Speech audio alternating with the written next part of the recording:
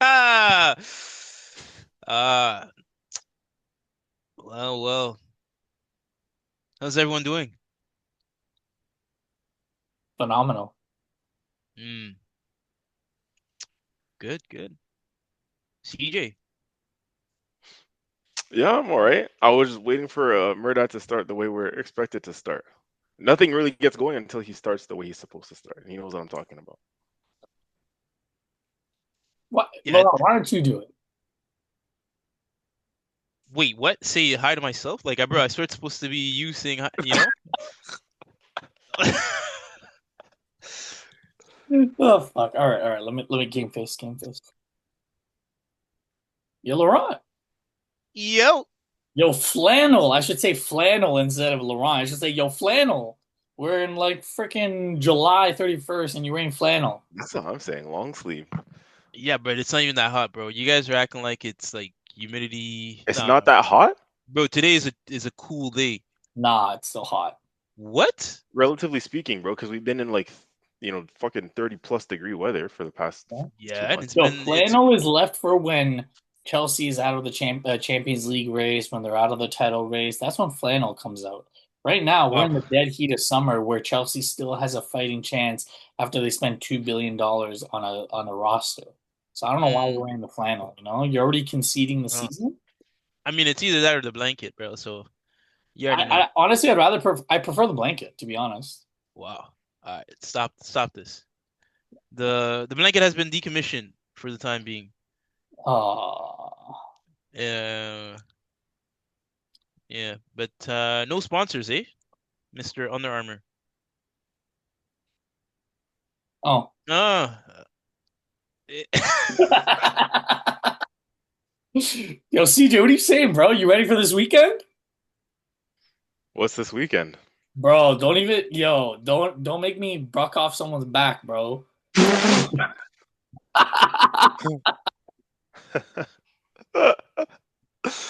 I don't know what you're talking about, bro. I'm Oh, going to Veld. What are you talking you about? know, yeah, okay, you and you, yeah.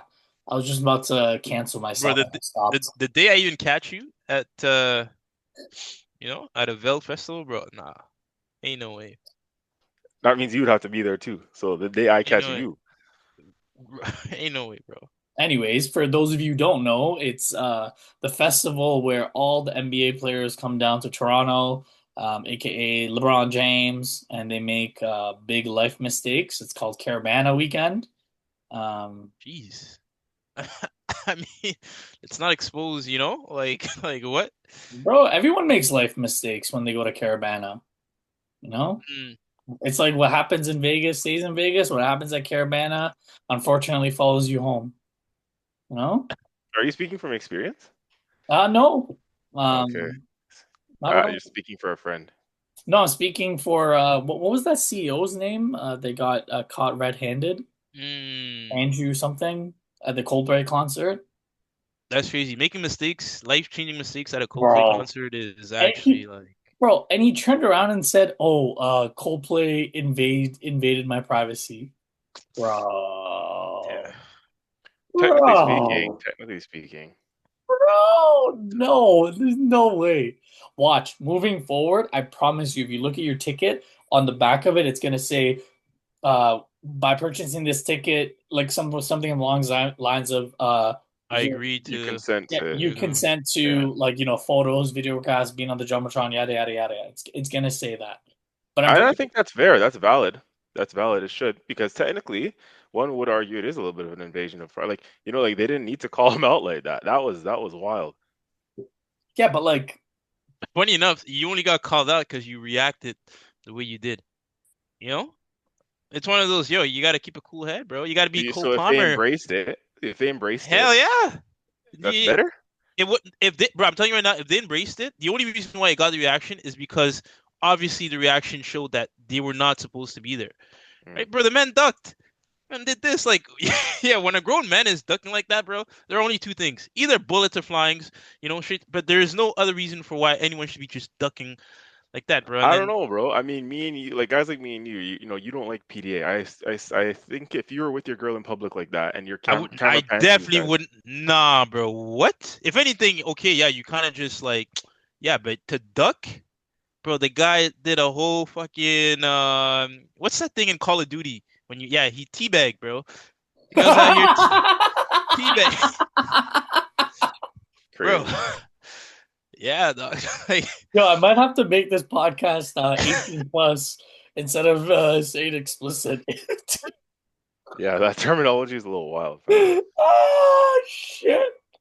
That's good. Yo, Laurent came to play today. Laurent came to play. yeah. Um, all right. Well, let's get into the real stuff. Let's stop talking about things that are alleged. Just full disclosure for anyone listening, the first 10 minutes or whatever, those are all alleged conversations. We don't know anything. You know, those are alleged things that we're discussing that are read online. Um, but anyways, as always, joined by my co-host Laurent, the one and only, Yep. uh, and brethren, my brethren, um, the TT lover, TT The Terriani, mean mugger. the You gotta add mean that in. mugger, the mean mugging CJ. Let's get it. Yo, this is like some WWE entrance thing, bro. Like, Bro, you gotta holy. make it hype every time. Eh, You know how hard it is to think of a different intro every single pod? It's episode 33. It's not like it's episode 2 that I can, think on my feet. I gotta come up with some different energy every mm. time. That's fair still. I need a little ad lib to trademark too. Whenever you know, call me out on the entrance like Laurent does. Laurent's got the yo, so I need a little, Okay. a little something. I got you. Let me think. We're getting close to episode 50. When we get to episode 50, I got you. I'm gonna do a big one. Let's I don't even know if like is this is a positive start, negative start, or just like a neutral start.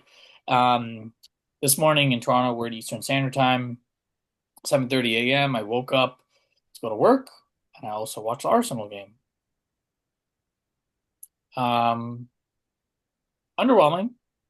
That's my takeaway. I know CJ, you had messaged that you watched a little bit of it. Laurent, you didn't watch any of it, right? No, I just saw a bit of the highlights. Yeah. These were my key takeaway points. Gyökeres got his 20 minutes, 2 touches in the 20 minutes. You could just sense that you could see that he's only had, I think they said he only had like 1 or 2 training sessions. You could see that on the pitch. He was kind of floating to the left, floating to the right. He was dropping in. He didn't really know where he fit into the game plan. Remember this name. You know who I'm going to say. Max Dowman. Oh my Lord. This kid, and he is a kid, 15, like, Ødegaard actually needs to be careful. Because at 15 years old, I'm being serious. I'm not like boosting out of nowhere, like being dead serious. At 15 years old, like in my eyes, he's doing what I wish Ødegaard was doing with the ball. Driving at players, move like he's getting into the pockets where I would love to see Ødegaard get to. Saliba, what is there to say? He just holds it down, man. He's just consistency, Mr. Consistency. There's nothing else to say.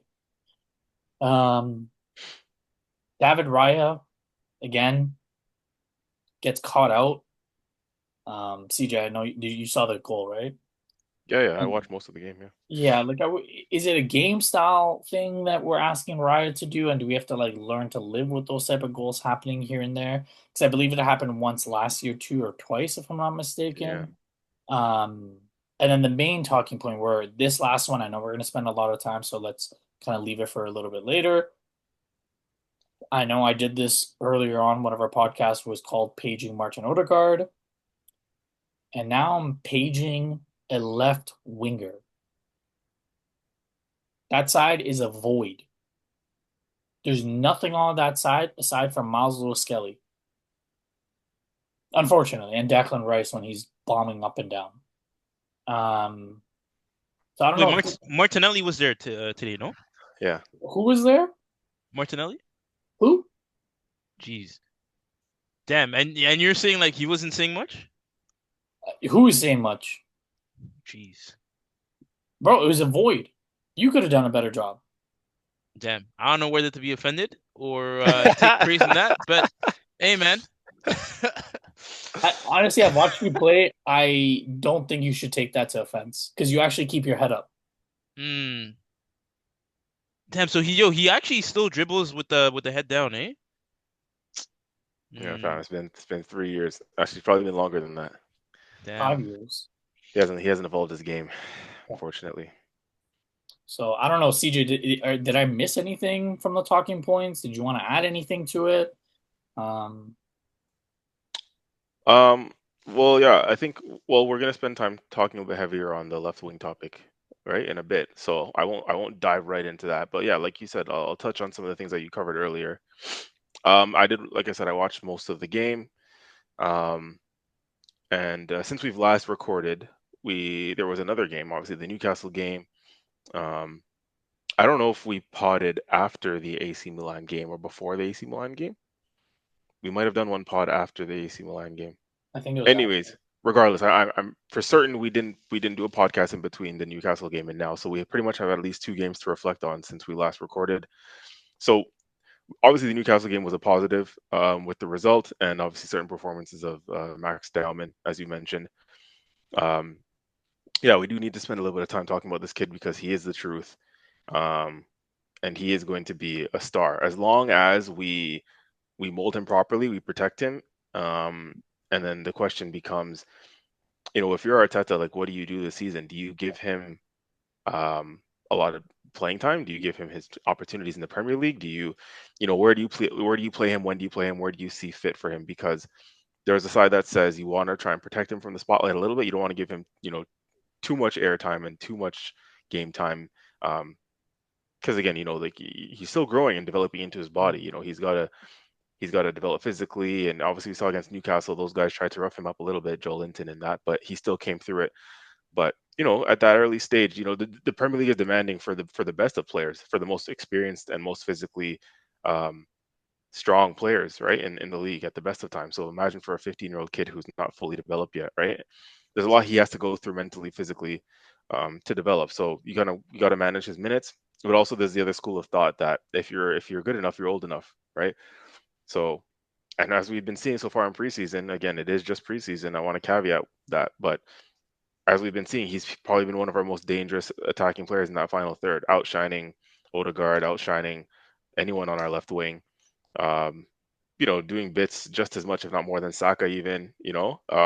He's been the real shining light in our attack in the preseason games in the last two, right? So I think it was important to touch on the Newcastle game because I want to big that one up as a major positive, right? Is this kid coming through when we have another star in the making in that area? And so, Murdad, you said it, and Laurent, you were kind of shocked by the reaction, but it is a genuine thing. Yeah, Odegaard's got to be careful, especially if Odegaard doesn't pick up his performances, because you have him waiting in the wings, Dowman, and you have Ethan Nwaneri waiting in the wings, who, by all intents and purposes, we know just signed a new contract, although we haven't gotten the official announcement yet.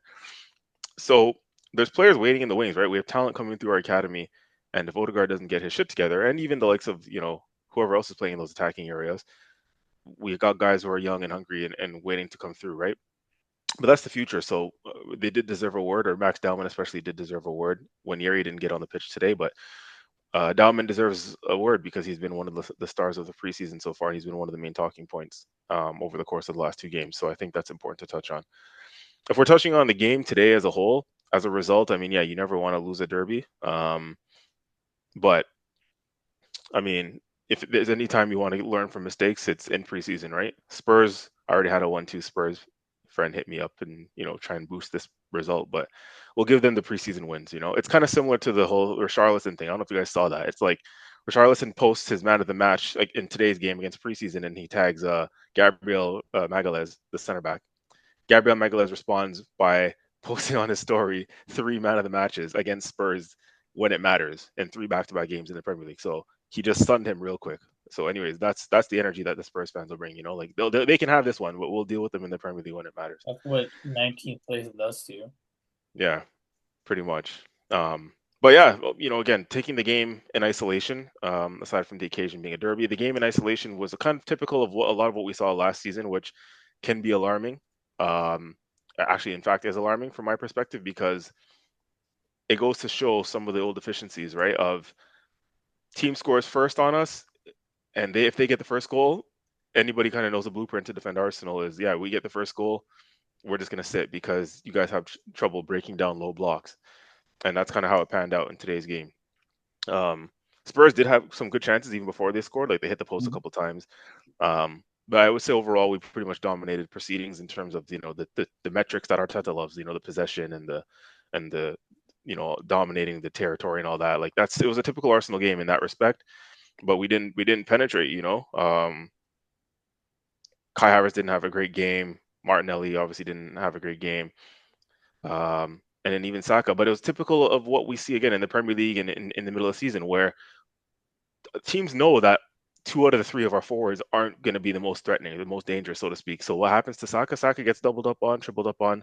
You nullify the threat of Saka, you pretty much nullify Arsenal's threat. 99.9% of the coaches across the world will know that. So this seems like just another one of those games. And this is Thomas Frank, who he's been at Brentford, so he knows Arsenal in the Premier League, and he's given us high praise this week in his press conferences, saying that we're one of the best teams in the world and whatnot. But no doubt he'll be happy to get one over us. But the blueprint wasn't too difficult. Again, it's like in that front three that we started today, just nullify the threat of Saka really, and you shut down Arsenal in the final third. Like that's pretty much how it goes. We have trouble breaking down low blocks. We need more creativity in this team. It's just as simple as that. We need more creativity in the team. Martinelli, what we realized with him, he struggles one-on-one, right? He struggles one-on-one. He's not, the one-on-one demons of the game that they call nowadays, your Rafa Leao's, your, those type of players. Even your, going as far as the older, like a little bit back in the older generations, your Neymar's, Ronaldinho's, Robinho's, like we're talking about true one-on-one veterans, true one-on-one demons. Martinelli cannot. It's actually sad to watch him one-on-one now. He just looks a little bit lost. Like his head is just down and he's hesitant and he's not sure where he's going or what he's doing. And the fullback has the beating of him every time. He's not even really doing any. Again, we make this joke about like check his passport because is he really Brazilian? Like where's the flair? Where's the skill? Where's the step overs? Where's the flip flaps? Where's the nutmeg? Like he just like it looks like his controller is lagging. He's just dribbling a little bit, but he's not sure whether he's coming or going. His head is down, and then the defender just nicks the ball off of him. It's getting worse the more we watch him. And he's getting more and more predictable. We need something else, and we also not just that with that left wing. I don't want to just dig him out alone. That entire left side, to your point, really, Merdad is non-existent, right? We just need it's just stale. It's stale over there, and we needed something in that area, like whether it's even Trossard or Martinelli, like it's stale. It's like Trossard again. He's good one-on-one, but he doesn't have the pace, right? And he's getting older, and he's a year left on his contract. Like there's things in that left wing area that are concerning me. And I want to add something real quick as well. Is Reece Nelson has looked the best of our left wingers so far. Reece Nelson had a brief cameo today. He looked better than Martinelli over the course of the whole game, and Nelson's cameo was brief. And it's getting to the point where we look to sell Reece Nelson, right? Like we want to sell him. We're gonna get rid of him, get him off our books. Reece Nelson and Martinelli aren't that far apart in terms of their level. I'll tell you this right now. Like, if anything, Reece Nelson is a little bit more tricky. He's a little bit more skillful, I would say, than Martinelli. Somewhat, one would argue that because again, what's the difference really? They both do the same things. They try and take on their guy one-on-one. Like I said, Reece Nelson looks a little bit more dangerous. He has a little bit more success in doing it, but they're both not. Like is Martinelli in the final third that much better than Reece Nelson? I don't think so. Really, I don't think so. Martinelli has gotten stagnant, man. He's really stalled his development, and I don't know. Is it an Arteta issue? Is it a system issue? Is it a him issue? Right? I think it's a him issue because that goal that Reece Nelson scored against Bournemouth 2 years ago, I could never see Martinelli scoring that. Never. Right? What is it, like a solo run type goal? No, it was just top of the box and he just hit a banger when we were down Was it against Bournemouth? Yeah, it was 2-2, and he hit the winner. Yeah, Like it it was like we 3-2. were down 2-0, and then we crawled all the way back, and then in extra time, the cross came. It hit off the defender's head, came to the top of the box, and Reece Nelson just sniped it top corner. Left foot. Yeah. Yeah. So again, I don't think Martinelli has it, and I know I joke about it all the time, but like genuinely, he doesn't play like he's Brazilian. There's no flair. No, but you're laughing, but it's the truth. Like it's the truth when you purchase when you purchase certain players from certain continents or certain countries, there is a specific expectation that you have. When you purchase someone from England, what do you expect? Big, strong, physical player, right? When you have an Italian player, you're looking for that technicality, right? Like they're very technically good with their feet, they're defensively sound, right? You get a Brazilian player, you're looking for that flair, or any South American player. You want that flair.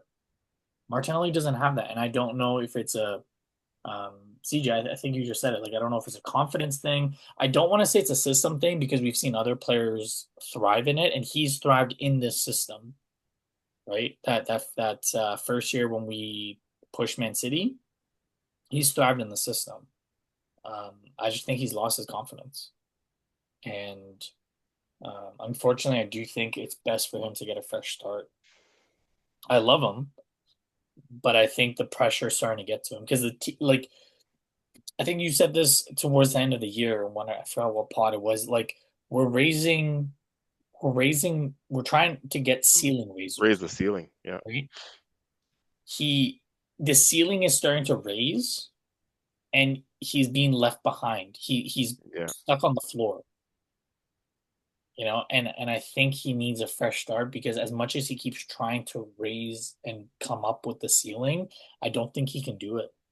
I think remember how we talked about like Emil Smith Rowe, Iwobi, and those type of players when the shirt gets too heavy. Mm-hmm. I think that's what we're experiencing, unfortunately. And I think it's a combination of both, to be honest with you. Like I think yes, he's stalled or he stayed stagnant, as I mentioned, as we continue to elevate.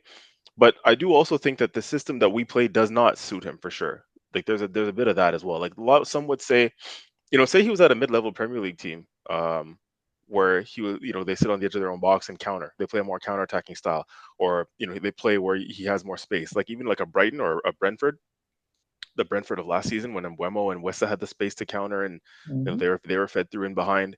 Even in Klopp's system, when their forwards had all the time and space in the world because the fullbacks would just get on the overlap, or they would just balls would be pinged in over the top, right?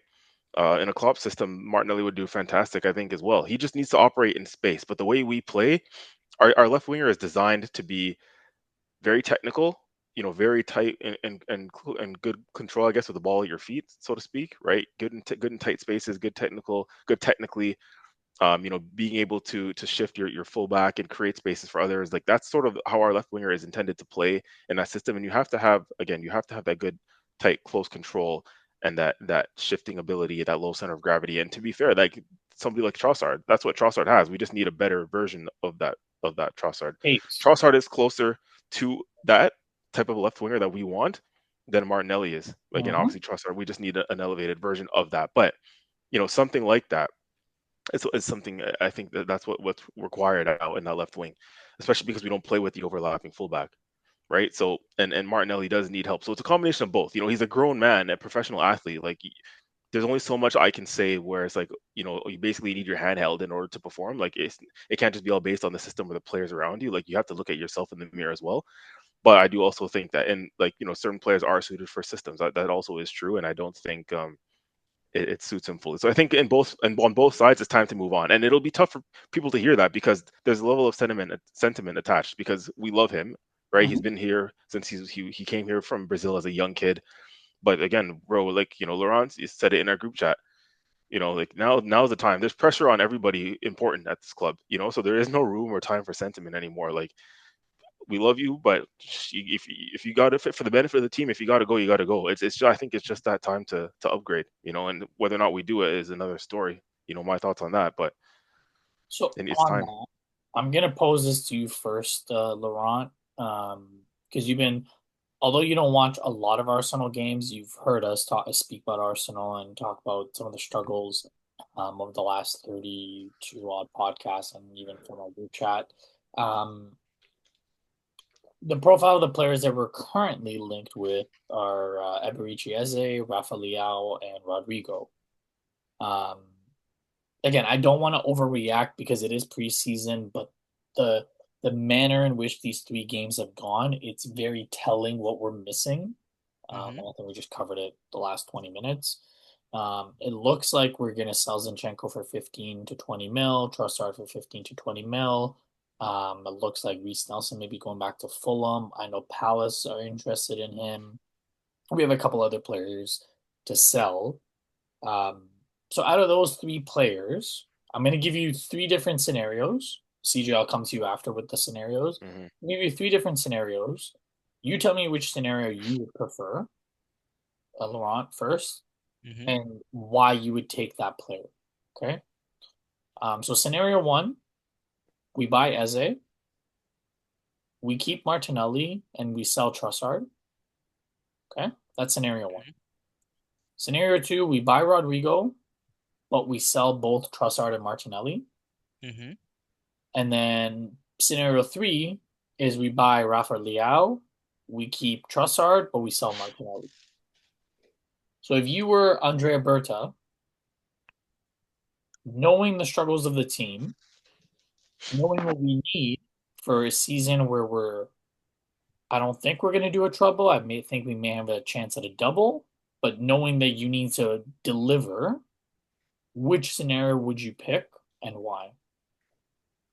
So that third scenario with Leao, you guys either sell or you're selling or you're keeping the other one, right? Like if No, you no, have we Leao. keep Trossard, but we're selling Martinelli because we're gonna need like the way that I did the scenario is Oh, that okay, okay, you know what I okay. mean. Like Martinelli is gonna bring more funds in, Right.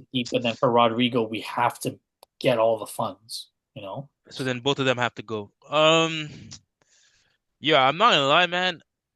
In terms of just like the player that I think would be suited for the league, I would have went for Leao, like irrespective of a scenario. I feel like but obviously, right, there is the context that you're giving me. Um, in that case with Liao, and then you have the option, right, to keep the other one. I think that would be the best scenarios overall. So the first scenario with Eze, obviously, right, it's you're trying to utilize him on the wing, and we've already established, right, with CJ, why Eze may not be the best option for that position, right, in Yeah. terms of being purely a winger, as he prefers to play on the inside, right? And then scenario number two, Rodrigo, but both of them have to go. Um, I think from a risk management standpoint, that may not be the best scenario, right? Because God forbid anything happens to Rodrigo along the season. Well, right now your options on who you're going to then need to right fill in that spot on that wing could be a determinant to everything else, right? Because now you're moving pieces, you're moving players from a position. I think what like Madueke, right? You might have to put there. So now suddenly you kind of need to have a backup winger there, right? And I think that can just affect the overall positioning and where Arteta would want his key players to play for right the system he envisions, right? Um, and yeah, so the last scenario for me seems to be the best in terms of just risk management Mhm. and in terms of just bringing a quality player, right? And yeah, I think Leao would give you what you would get in the other players that right Eze and Rodrigo. And plus, I think Leao should be able to handle the physicality of this league um, off the bat because I know that was one of the points that you brought up for Rodrigo in terms of him adapting to what the Premier League has to offer, right, in terms of physicality. But yeah, no, because if you guys are looking for someone, I think to shake things up on that side, for me, Leao, yeah, just based off what I've seen, Rodrigo also, right? He's not coming off the best of seasons in terms of right, and we're talking about a player that lost confidence. I'm not sure Rodrigo has gained his confidence, right? Mm. And I don't know, or do you guys want to be there, right? For that process, right? Mind you, this is a crucial season. So how long is it going to take for that player, right, to develop that confidence and be back to playing at full level, right? So yeah, so for me, it's the third scenario. CJ, do you want me to go through the scenarios again? No, I think I got it here. I think Laurent said that really well. To be honest with you, I think I would go for that third scenario as well because you're saying scenario one is buy Eze, keep Martinelli and sell Trossard, but then did we really solve the issue of us needing a left winger? The answer is no, for reasons that I mentioned even last pod about Eze not being a left winger. If Eze is being bought to be our left winger, it's good. I think it's an upgrade. But if we're sticking him on the left wing, are we getting the best out of him? And then are we getting what we need from that position? I think the answer is no Yep. in terms of out and out left wing. Uh-huh. Scenario number two, again, I think Laurent was bang on. I would love Rodrigo. I think you guys have known this about me for a while. I've harped on the Rodrigo train. I want that by any means necessary, to be honest with you. Like Rodrigo is the one for me over Leao, over anyone else that's on the market. However, as Laurent alluded to, if you have to sacrifice two of our left wingers, quantity wise, you're short, right? Numbers. And as we saw last season, Arteta and those guys and the staff are probably scarred from the injuries that happened to us last season, where we don't want to be short anywhere, which is why we probably went out and got a Madueke for Saka cover, right? Like we want to be covered in all areas this year. We can't afford to be down bodies. If anything were to happen to Rodrigo and we don't have Martinelli or Trossard, then we're in trouble there, you know. So I think scenario three probably is the best option. Um, and I want to keep it short in explaining like why for me. You know, Liao has only really popped up as a very viable option for me as of today. I think it was after this watching the Spurs game earlier, and then kind of just seeing what Liao's been doing in preseason. As if he hasn't been doing this his whole career so far, by the way. But I kind of just reminded myself that, like, you know what, we do need more risk-taking, creative type players in this team. You know, we don't have really many ball carriers. We don't have really many risk takers. And so, whilst the idea was right, it's funny. I'm gonna say it sounds like I'm coming full circle with this. Whilst the idea was right to get someone like Madueke, because that's exactly what he is. He's chaos. He's a risk taker. He'll take you one on one. He's direct. You know, he'll drive. Obviously, my issue with that has been, you know, the level of the player. I don't think it's high enough.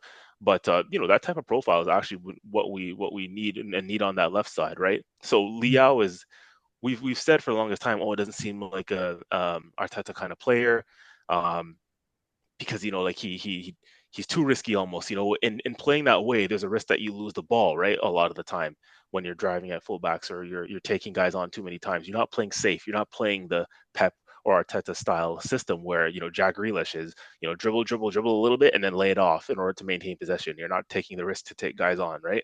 That's how Jack Grealish has been pretty much directed to play at City, which was not how he played at Aston Villa, right? So, um, yeah, like that player who takes those risks and will, again, not afraid to show his flair and his you know, one-on-one ability essentially, or you know, 1v2 ability. Sometimes it's about taking on two guys if you got guys crowding around you, right? Like someone like Liao is just he has the ability to beat two, three, four guys, right?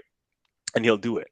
Um, so that has, as I've been watching Arsenal so much in this last, you know, 12 to 18 months and seeing our inability to break down these low blocks or to just have some creative spark, players like that, like a Liao, are more and more, I'm realizing, of what we need in this team. We just need something else. You know, we just need a different, somebody who's different from the system, so to speak.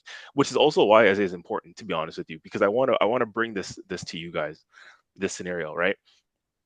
It's just as important that we need another creative player on the interior in midfield as we do on the left wing. And I'll tell you guys why. Like the midfield three, let's say that we have now, like, and Zubimendi didn't even start today, mind you. Nørgaard started in the sixth. He actually had a good game. Um, Declan Rice and Ødegaard, right? Now, are any of those, maybe just Ødegaard, but you know, those players, especially Declan Rice, like he plays in a more advanced midfield area. He's not a Santi Cazorla type, is he? Or he's not a Mesut Ozil type or a Jack Wilshere type. And what I mean by that is he's not the player to pick a pass through the lines. Like he's not your David Silva, brilliance of thread the needle, thread the eye of the needle, as they say, right? Like that line splitting pass, that ability to even just dribble through a couple players and wiggle your way out of a tight spot and just fish a pass into the final third, right?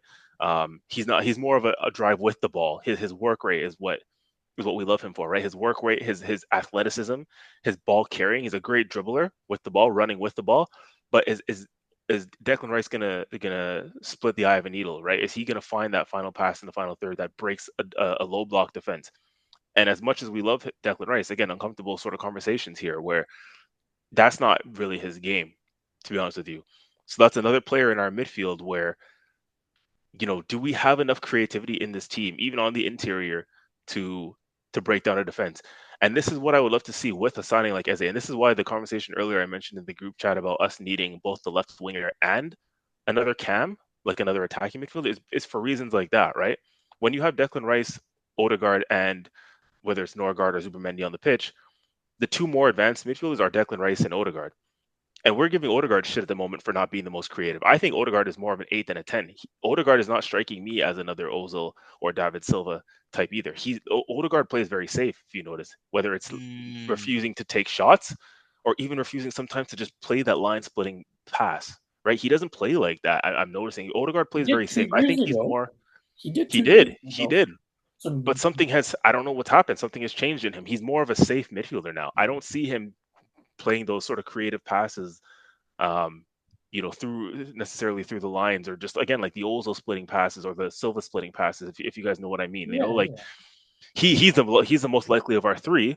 But again, we don't really have a lot of that in our team, which is why Eze is just as important for the interior as a left winger, right? Because imagine those games where when we can't break down a low block, you don't want all of Rice, Ødegaard, and your number 6 on the field. You want maybe one number 6, one out and out number 6, and two straight up 10s like an Ødegaard and an Eze together. That's creativity on the pitch. Or one Yeri, and we're hoping he develops into that player. My question to you is because the reason why I brought in Zubimendi is because Zubimendi has the legs that Partey didn't, but he also has a creativity that Partey had. And you saw that at Real Sociedad, and you've kind of seen glimpses of it. So if, let's just say, we get a Leao, we don't get an Eze, does that come in turn to Arteta being a little bit more gung-ho in those games against the Sunderland or Leeds when they're just playing a low block and putting on a forward line of like Madueke, Gyökeres, Saka, Nwaneri, so that's a front three, and then Nwaneri, Ødegaard, and Zubimendi. Just more out and out creative players on the pitch, just right? more forwards, because while I would love for him to do that, the lineup that he most likely would go for is that same front three, but instead of Nwaneri, who's the person that he's going to put? Well, like a Declan Rice or a Kai Havertz or a Marino? Yeah, he's going to put a Havertz. Yeah. He wants to go more attacking. That's my problem. None of those 8s are that style, right? Like if you put Nwaneri there, I would actually think that he would cause some chaos, because you've seen it. The game that he played, he comes in on the left, he goes in on the right. He's like Max Dowman. He just floats, and that's exactly. I 100% agree. And what you need in those type of games is you need 2 attack-minded 8s, right? Yes. Marino, Kai, Declan Rice, those guys will get into the box. They'll crash the box. But what you need when teams are low blocking, you need at least 2 creative midfielders in and around that 18-yard box, right? To, like I said, just make something happen, shift the defender, break the lines with a pass. Do you guys remember that Arsenal goal against Norwich under Arsene Wenger? Boom, boom, boom, tick, tick, tick into the box. Wilshere scored. Wilshere finished it off. Yes. You remember, Laurent? Yes. The tiki-taka is... and then Giroud hit it with his back heel. Yep, I dropped that in the chat for you guys as a refresher if you guys need to see it back. That type of goal, we don't score that type of goal anymore. Where literally the defense is like standing still and like what just happened, before you know it, they've tiki-taka around us and the ball's in the back of the net. when's the last time you see Arteta's version of Arsenal score that kind of goal? Why? Because we don't have a lot of those kind of players on the pitch. But in the Arsene Wenger days, yes, they had the deficiencies because they weren't strong technically and physically. Sorry, they weren't strong physically. They used to get bullied off the pitch because they didn't have the physical presence. But some of those games in the Arsene Wenger's era, it was beautiful football. It was beautiful to watch because you had like 3 or 4 number 10s on the field at the same time. Right? It was Santi Cazorla playing with Ozil, with Wilshere, with Ramsey, with Rosicky, all at the same time. And they would just ping, ping, ping, knock, knock, knock, knock, knock, and literally walk the ball into the net. They break your defense apart because of all the creative heads on that field at the same time. I feel like whilst we can't play like that for reasons as I just mentioned, right? Those type of teams against Newcastles of the world, like they'll get bullied if if there's too much physicality, if you have all of that on the pitch at the same time. But horses for courses. So in games where teams are low blocking us, why can't we pull off a Declan Rice and take more risks and put another number 10 on the field with Ødegaard so we have a little bit more creative presence, right? Yes. That's what this I think is important for personally. I still think yes, the left winger is important, but let's not sleep on the fact that we do need another number 10 as well, which is why it feels like there's still so much for Arsenal to do. I don't think we're going to get both, but we do need technically both, right? It's these fine margins. We need to, this season, we're going to struggle breaking down low blocks if we don't get another one of those kind of players. And what is the point of bringing in a Viktor Gyökeres? We saw him come on today, and whilst you're right, Merdad, he's not fit fully. That kind of striker thrives off of service. What is he gonna if we're gonna play the same way we've been playing last season? I said this in the group chat too. If we play the same way we played last season, even with a goal scoring machine up top, what is that gonna do? Because we're just playing around him, right? Are we gonna give him the ball? Are we gonna give him the ball quick enough? We've all said it here between the three of us that our buildup is so slow still sometimes, right? That's something that has to change this season. We need to get the ball to our striker much quicker this season, right? We can't allow teams to set and settle before we start to play. Yes.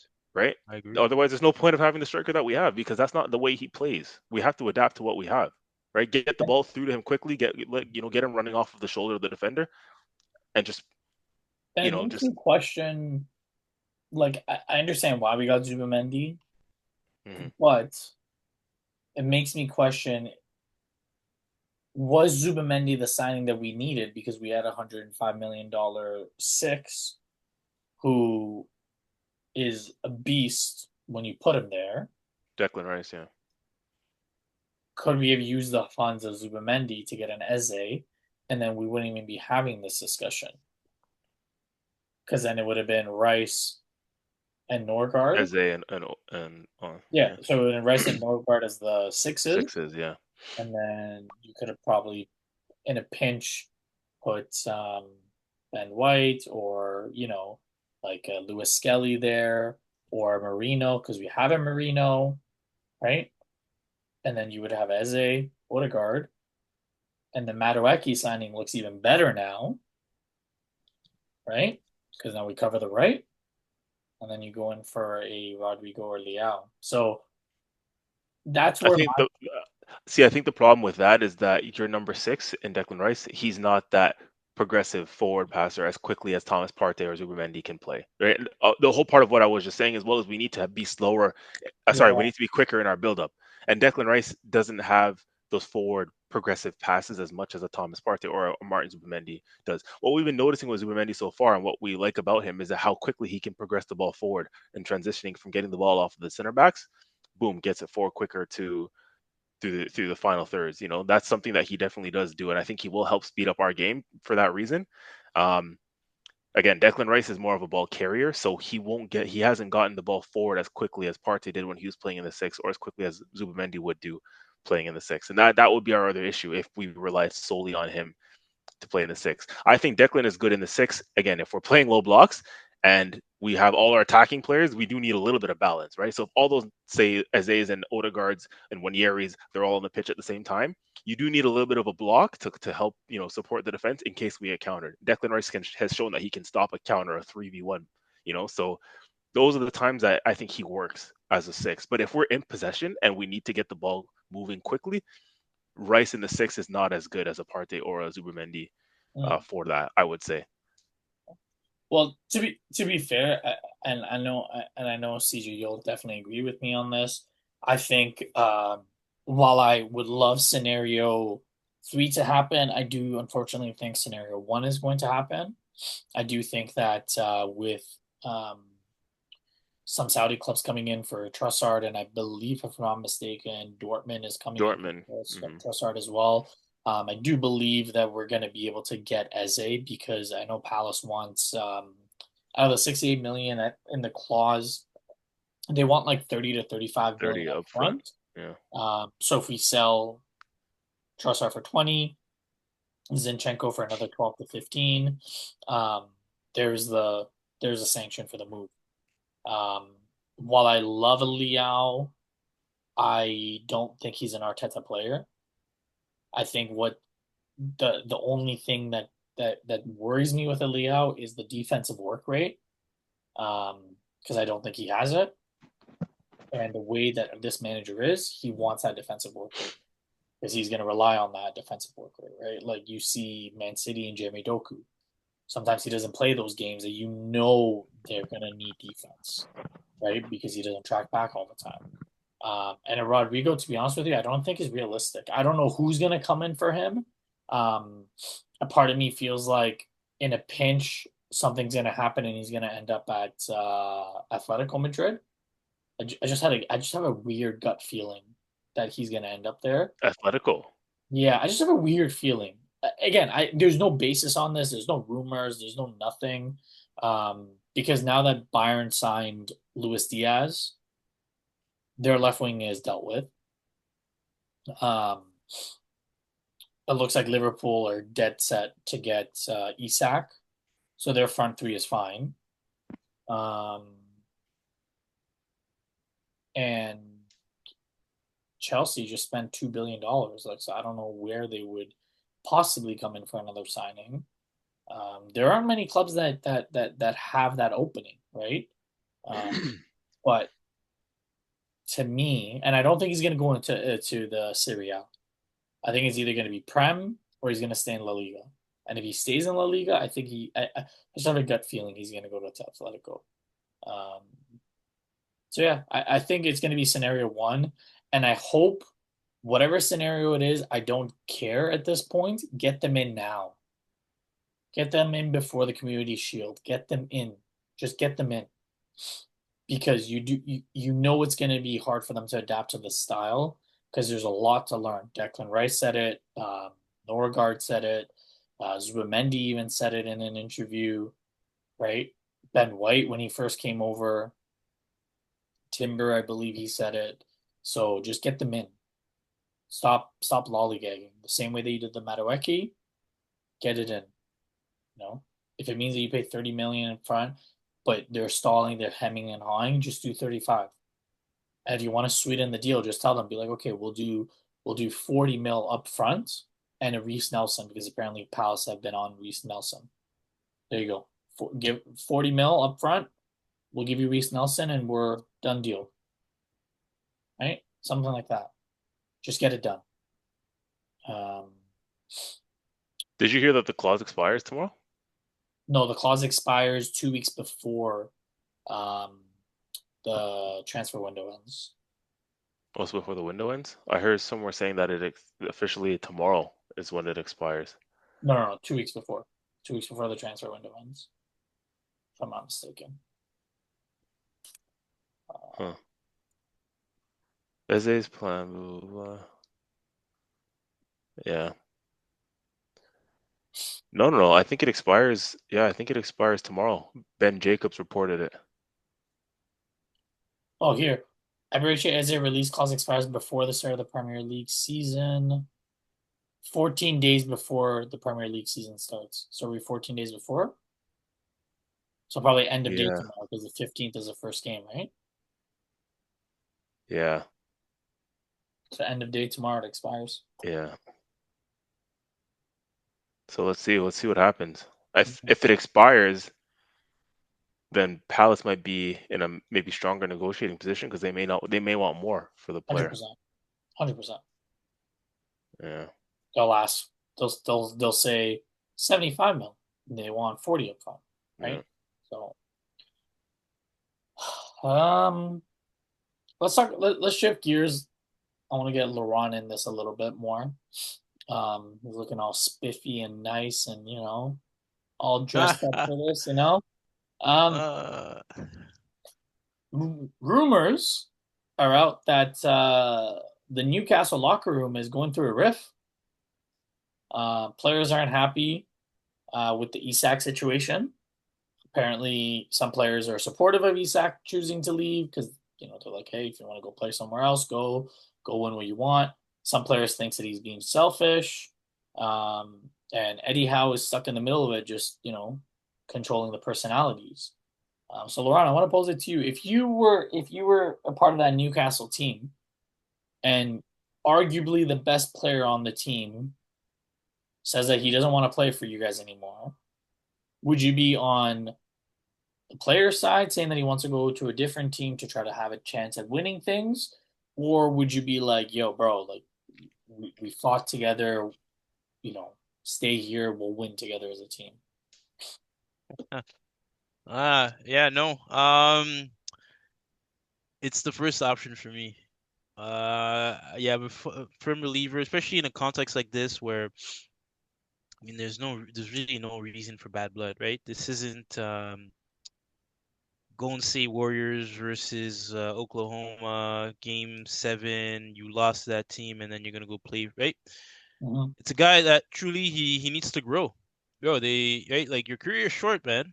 And as far as I'm concerned, I haven't seen Newcastle really having, like the team to compete for these titles that he's looking to compete for, right? So I think it's in his best interest to go, and I'd be fully supportive. Yeah, yeah, I'd CJ, have, on the same wavelength? So, Laurent, you're saying if you're his teammate, you'd be supportive? yeah, yeah, yeah, Hmm. yeah, man. Because like I said, man, like when I look at the context, right, it's not like I use the NBA reference there. I'm pretty sure you guys are right. Yeah, yeah. It's like yeah, because in that too, it's like you made it to the final, so you have the team to be able to compete. You see what I'm saying? That's the difference. If you already have like, let's say like they came second last year or something in the Premier League, right? Or even like top four, right?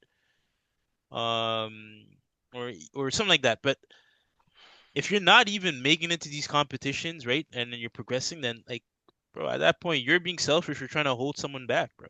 Like, let him fly. Yeah. Hmm. I think it's a different perspective for coach and player. Like, I think a player, like if I'm a teammate, um, I'd probably feel like selfishly, like, yeah, I'd want you to stay because, like, bro, why are you gonna leave? Why are you gonna jump ship? Like, we won't, like you said, we built this together, we're progressing together. Hold it down, So, like, as a coach, you kind of have to have a different approach. I feel like as a coach, like, you can have a feeling internally, but you kind of have to be professional and not hold a player back, so to speak. But from a teammate perspective, I'd be like, yo, dude, like, we're trying to do something here. Like, why are you leaving? Yeah, I don't know. A part of me as a player, if I see one of my best guys go to the ops, I'd be like, yeah, bro. Next time we play you, I'm leaving an extra stud in on you. For jumping ship. That One of that those that's what ones. that's the wavelength I'm on, especially after they just won a trophy after what, Yeah, yeah, 7 years. yeah. Like I don't think it's the time to go. Like to your point, Laurent. I mean, the argument that could be made is the last time that they made the Champions League, they crashed out and they finished outside the Champions League spot. So he's probably thinking, well, are we going to do the same thing again? Like, is it a one and done, and every year we're going to have to fight like this? Mm-hmm. Um, and the team that he's linked with is arguably one of the best team in the world right now in Liverpool, and they just won the Prem. So, um, yeah, but I do agree with you, CJ. Like, if I'm a Joe Linton, if I'm a Bruno Guimaraes, like the next time I play you, if I get a red card, I'm not losing sleep over it. You know, um, That's that's fair. That's fair. But come on, guys. Like, what are the chances of Newcastle really truly achieving it's not. anything? It's not Like, about that though. It's the way he's choosing to do it. what? Because he's Like deciding to holding go. out, saying I'm not going to report, saying that he's done, he's cutting ties. Like it's like, dude, this is the team that gave you the chance to get out of Real Sociedad, Hmm. to he arguably like renowned as one of the best strikers in this generation, right? The Hmm. out and out number nine, like in this current era, and you're just gonna do them dirty like that? At least give him one more season. No, but seriously, I no, I agree. I agree. give And him one more season. The team upgraded from the last time that they were in the Champions League. They just got Anthony Elanga. They're upgrading their forwards. They have Anthony Gordon. They are investing in the team. You just won a cup with them. Give him one more season and then be like, hey, one more season. And that's See, it. that right there is how you become Harry Kane, bro, or Heung-min Sung. You know, like one more No, season, different. No, no, just different one more. those context. guys, bro, they've been at they were at the club for a generation, man. They Yeah, stayed way too long, bro. No, yeah. that's Newcastle, no, Murdoch, you make a really good point, man. I agree with that because also Laurent, you're saying like from our perspective, from a fan's perspective or a pundit's perspective, or just the outsiders looking in, you're saying, oh, is Newcastle really gonna be up there contending and challenging? But the players, again, we're talking from a teammate's perspective. From a Hmm. player, if you play for Newcastle, yeah, you're gonna believe that you have a chance. You're gonna fight for that chance yeah. because, again, you just won a cup, so you're feeling yourself, right? You won. These Newcastle players are all heroes in the fans of the eyes. Sorry, in the eyes of the fans, because it's been however long since they won the last trophy, right? So these current crop of players will go down as heroes for Newcastle, Hmm. right? So they already put themselves in history books.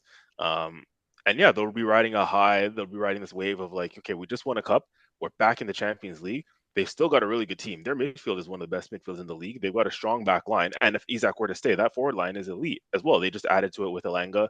They got Aaron Ramsdale. I'm sure, I don't know if you guys saw that today. They're going to get Aaron Ramsdale in net. So they've upgraded their goalkeeper, in my opinion. So that team is still kind of on the up right now. If they were to keep Isak, I think they would be a serious threat again next year. Hundred For percent. for what? For what? Like threat for what? More so Premier Top League than top Champions League. But top maybe four who knows in threat. Premier League. Yeah, top four threat. 100%. They're gonna push a Chelsea. They're gonna push a Liverpool, Hmm. Arsenal, City. Hundred Yeah, yeah. percent. That's And a team, yeah, for sure. and For I'm sure. not saying like top four, like, oh, they're just fighting for the fourth spot, like pushing for like third, even pushing for second. Because there was a point in the season, if Arsenal did not win a couple of their games, they could have dropped out of the top four completely, and Newcastle would have finished second. Okay, so having said that, right, that they're pushing for third, second. Hey, you guys didn't even mention first, which is what this Yes, is all about. but there's but I know where you're gonna go with this, Mm-hmm. but it's also the context of the team. Newcastle isn't a team that's gonna go all of a sudden from finishing seventh, eighth, all of a sudden to winning the league. But Hmm. even if they finish a third or a fourth, Hmm. again, for a consecutive year, all that revenue that's gonna come in to for the richest team in the world, on Hmm. top of making a long run in one of the domestic competitions, as well as potentially making it to the round of 16 in Champions League, that's a huge victory for them because it's two consecutive years in a row getting Champions League money coming in, and they can grow the team further. But also, if he gives them that 1 year, if they make the Champions League again, whatever money that they're making from the Champions League, let's just say it's 100 mil, they're going to get another 150 mil from selling Isak so that they can rebuild the team and grow the depth to go again. That's what I'm arguing. Whereas if they sell Isak now, they're not going to have any chances of everything that we're talking about, even if they get 150 mil, because that player that's coming into this roster is coming in 2 weeks before the season starts. The morale of the clubhouse is crap.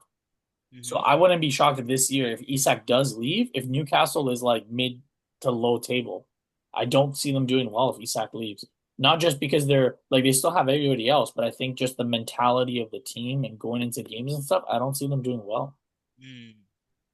And it's All also right. like he's that impactful. Yeah, it's true. He is that impactful of a player where yeah, like keeping him means like they could truly contend. But losing him again, not just obviously for his quality on the pitch, but again, yeah, that it would be demoralizing. It'll probably just split the dressing room a bit. But Laura, like you keep saying like you keep doubting that maybe like their belief. Like you're a player who has belief in yourself every time you step on the pitch, and you always believe that we can win every game. You've told me the game, games at times where I felt like pessimistic. You're the one that's always been like, "Yo, we can beat anybody that we step on the pitch against." Right? That's your mentality. So why wouldn't it be Newcastle's mentality that they can go out and have a chance to win the Premier League? And why not? Like I said, we don't think as fans looking from the outside that they'll win it, right? Most pundits and whatever will, if they're doing their betting odds, they're not going to say Newcastle's going to win the league, but as those players will think they have a chance. Like I said, You know, they'll because they're not far off. That team is from back to front is pretty good. There's players Mhm. in that team that would get in our team. You know, like that's a pretty good team if they were to keep everyone together. This is not like look at it, bro. Like Luke Shaw, who like his team's sitting in 16th, 17th place, and the guy was coming out this week and saying that he believes that they can, man, you can win the league, right? Like, bro, some of these players, whether hook or by crook, or by delusion or by fact, these players they're professional footballers, so they're all gonna believe, right? Mm. If Luke Shaw in 17th place can believe Man U's going to win the league, then of course anyone in the Newcastle camp is going to think that they'll win the league next year too because they're much closer. You see what I'm saying? They just had a really successful season, so I understand why this whole Isak thing is shaking everything up. And as a player, as a teammate, I'd be pissed because it's like, dude, we're riding a high. It's not like we just got kicked out of the Champions League and we're in 15th place and we're going backwards. If anything, right now it looks like they're going up. But Yes. losing Isak could definitely take them back, and I understand why they'll be holding out, and that's why there's this split between what to do with him, you know. And they'd be well within he's still got time left on his contract. Like I don't understand why he's crashing out like this, you know. Like yes, I understand. Like at least one more year to Murdoch's point. That's what I would say. One more year because you just had a successful season. You're riding a high. Again, imagine from a player's perspective, having the mentality of thinking you can win the league. Imagine they do go ahead and do the unthinkable and they win the league, with him in the side. You're doing something different. To your point about I know you're alluding to Kevin Durant analogy, right? When you say OKC was that close to winning it, but they'd lost to Golden State, but they got to the final, so they still clearly had a good enough team to get to a final. Like I don't know, like something about like don't take the easy route and go. Yeah, you can go to Liverpool and win the league. It'll be a lot easier, I'm sure. Like but why not stay with Newcastle and try and fight at least again one more year because you're that close. So imagine you do get over the line. You're already a hero in the club because you delivered a trophy for them this year. So now you have a chance to go and fight for the big honors, the Champions Leagues and the Premier Leagues. If you do that, imagine you get over the line in that, you're even more of a hero. And your status, winning the league with Newcastle looks a lot better than winning the league with Liverpool. Because Liverpool. again, Liverpool's already a champion, they're already an established I'd even side. argue, I'd even argue it's more of a status than if he came to Arsenal and won the league with Arsenal, because those fans in Newcastle are like crazy. Yeah. It's So just the optics of it all, but I don't know. I don't know, man. It's a big talking point at the moment. Like this whole striker market has shaken up everything. And we're going to talk about, I'm sure, the movement of other strikers like Sesko and what the domino effect could be. But yeah. the strikers on the move this summer, especially with Isak, it's been a striker's summer for sure. So staying on the Isak situation, so we know that Liverpool got Ekitike um, from Frankfurt. They just sold Luis Diaz, as we said a little bit earlier, at 75 mil to Bayern. They have Darwin Nunez, Harvey Elliott, Simi's Casasal, and I believe there's a couple other players that I'm forgetting. Um, and from Fabrizio Romano, apparently Isak has rejected any Saudi bids currently, and he's holding out for Liverpool. Um, is that it? Do we wrap up shop if Isak goes to Liverpool? Mm. Again, from the outside perspective as a fan, I'm demoralized by that, and I'm saying, yeah, the league is done before it starts because how do they not win the league now? Um, But again, if we're using, Laurent's mentality is like, bro, fuck that. You still got to go out there and compete. The player's mentality is you're going to go out there and compete. You're not going to be fearful of who you're coming up against. You still got to go out and do the business. But I'm allowed to look at it from the outside because I'm a fan.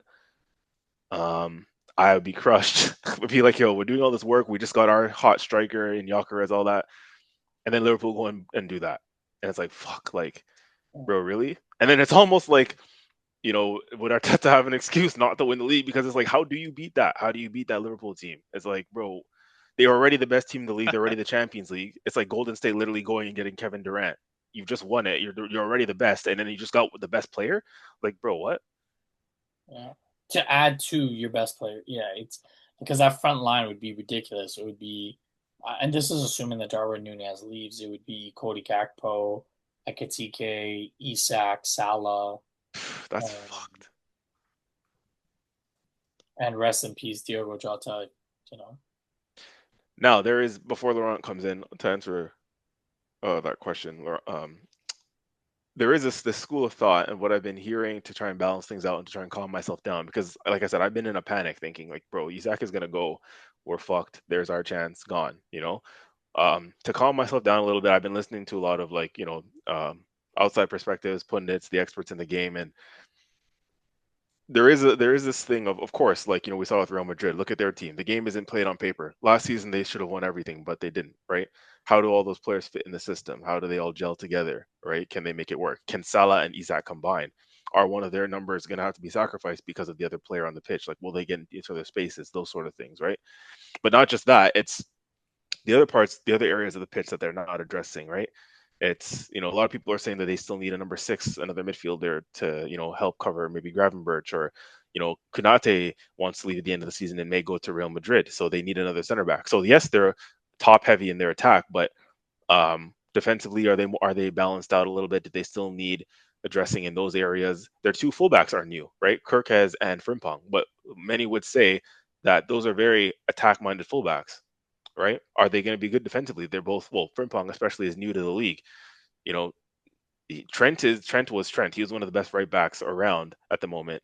So naturally, until we properly see Frimpong, right now that is technically a little bit of a downgrade.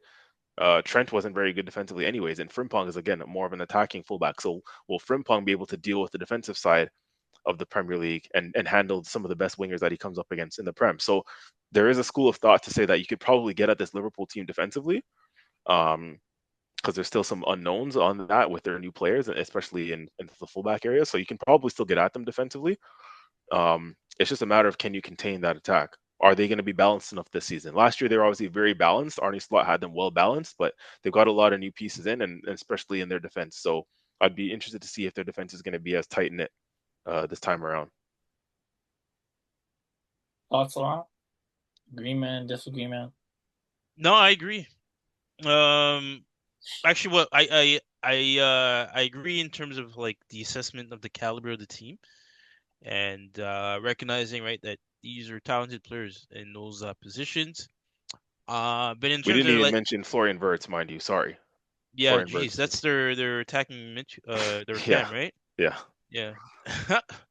Funny enough, like completely overlooked that. But Only 120 mil, like, for one of the best cams in the world too. Like, fuck.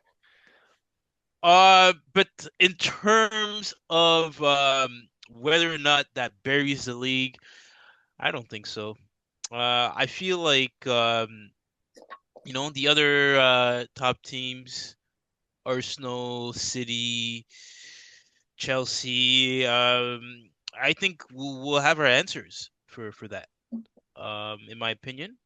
And heck, even like you guys are saying Newcastle now, right? With and mind you, right, we do know that this league, despite the talent, despite the players, right, this is the league where it's truly who wants it on that day. Right? You can tell, like, so it's like, yeah, on paper, right, they probably would be the best team. Um, mind you, and I do think even that they have the right coach to manage these guys.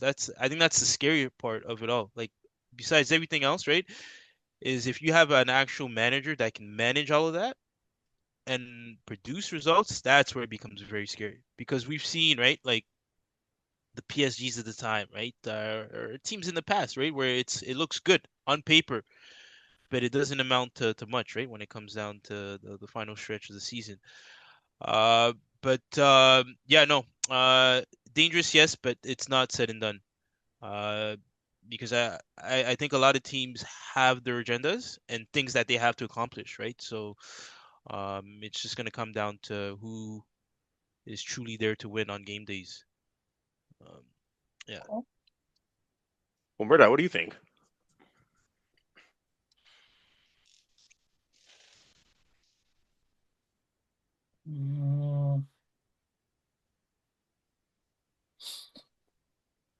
I don't agree with Laurent's assessment that they have the coach for it. I know you didn't like this guy's been hating on him since the last. Not been hating. I'm just listen. Man, tell me you've never said one positive thing about that guy, bro. No, because he got. I've been consistent in what I've always said. He got handed the team, and he just said go. Mm, Um, and I if this signing does go through, I think he's going to have a lot to do to figure out a way to make everyone fit. Because you're probably going to spend 150 plus for an Isak. You just spent, 75 for Ekitike? So, like, he's not a winger.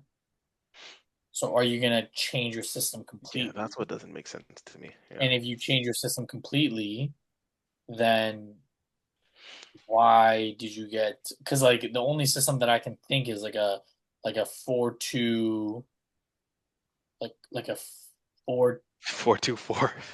Yeah. No, All but I'm out trying to attack. think like a 4-2-3-1. But then where do you play Words? Where do you play Salah? And then how do you like? Is it like a 4-2-2-2-2? But then how are they like playing, or is it a 4-4-2? But if it's a 4-4-2, then are you asking? So then you're putting pressure on McAllister and Wirtz to do the defensive work rate, and then you can't get Gravenberch in there to cover, and then you're asking Salah to track back, and then who's playing on the left side? Is Wirtz going to play on the left side, and that's going to be Gravenberch and McAllister sitting in the middle, and then you got Ekitike and Isak up top. Like, you know what I mean? Like, there's so many questions that I'm willing to put my hand up and be like, you know what, Arne Slot, you did a good job if they get Isak and he figures it out from a coaching standpoint. But I don't think Slot did anything last year. I'm not going to give him any credit. That was Oh, wow. not give him any credit. Oh, wow. Any credit. Wow. Zero. That was Yeah. Klopp's team. And if he was such a good coach and he could get a tune out of the players, then what happened in the Champions League? Then When what? it mattered, he choked. Yeah, I mean, no. I think that hold was. Hold on. So they were in the finals for FA Cup, right? Yeah, Yeah, or FA something like Cup that. Carabao. Carabao Cup against Newcastle. What Yeah, happened? He got out-coached by Eddie Howe. I will say because that loss came the week after their loss in the Champions League, if I remember Even correctly. more, Yeah, it was the same week. Yeah, or same week. You're proving my point even more. But okay, here's the thing: is I understand what you're saying, but like it has to be noted, right, that when you lose out in a competition like that, sometimes it's hard for players, right, to pick. There's no denying. And at the But same time, again, it's his first season, bro, with that team, right? Like, so suddenly, wait, what? I don't want to hear it. Wait, so like, bro, no one is saying he's a genius, bro. We're not saying he's like. I don't even want him to get a piece of credit for that. Nothing. I don't want him to get shit. Wow. You got handed arguably the best forward player next to Thierry Henry in the Premier League era. You got handed a back four who's world class. Bro, Graham Potter wouldn't have done nothing close to what he did this season, bro. Graham Potter wouldn't need to do anything. It would have been like, go and play. No, Graham Potter would have fucked it up, bro. Like, he would have fucked, like, whatever you're describing there, a lot of managers would have fucked it up, bro. Nah, bro. You can go out there like and just close your eyes and fucking let them go do whatever they want. Bro, I honestly, bro, I'm telling you, I think managers wish, like, when they're taking those courses to learn how to be, I'm pretty sure they wish it was that easy. Like, you have the key players, but I'm telling you, bro, it is not, bro. And especially in leagues that are competitive. Don't get me wrong. Yes, there's like a little bit of credit to be given here and there, but like I don't like when I say zero, like he didn't need to do much. He did not need to do much. He didn't deal with a lot of injuries. He didn't deal with shit. So no. But if they get an Isak, then we'll know, is this motherfucker a good coach or not? And if any of you watch PTI, ding, next topic, because I'm tired talking about this stupid ass fucking bald headed guy. No. Anyways, if Isak does leave, nothing against bald headed guys. I just don't like him. It's too shiny for me. Jeez. Sesko. There's a bidding war for Sesko. Saying, yo, Arteta, don't lose your hair, please, bro, because Bro, he's had sell you to the wolves. he's had the same hair for like it hasn't changed. I don't know what he puts in his hair. Like it's Because he hears you speak, bro, so he's fearful Yeah, of yeah, losing his hair now. bro. I swear, bro, yo, if I was Arteta and I heard this podcast, from like one of my own, shit, bro, yo, you best believe, bro. You best believe I'm taking the supplements. I'm doing everything to keep that shit intact, bro. I love Ernest. I just hate Ernest Slot. There's just something he just has a smug face. You know? He just got a smug face. Like, bro, if you're bald, Bro, at I least fucking have knew a it. Yo, beard. yo, At least have a beard, bro. You know? Like you gotta give it a little bit of contrast. You bro, can't I just fucking like knew it, bro. I knew it. Yo, I swear I pointed this out. I was like, bro, you have something against this guy. Personal agenda. I don't even know what it is, bro. Bro, he just got a fucking smug face. He's got a smug ass face, and he goes to the post like, we did very good. We were good. We Yo, dominated. It's like, no, shut up. You didn't do shit. the funny You thing didn't is, do bro, shit. when you describe it like that, like his smug face, I can actually see what you're trying to say, though. Like, like I can actually. He's got a fucking smug face. Like he's coming to the team thinking that, oh, I got all these players. I created this team. I developed this. No, you didn't do shit. Jurgen Klopp just got tired. You came into you got sat down. They're like, here you go. You're playing FIFA Pro, whatever, career mode. You had the best team, and they're like, okay, just press X and you win the league. That's all he did.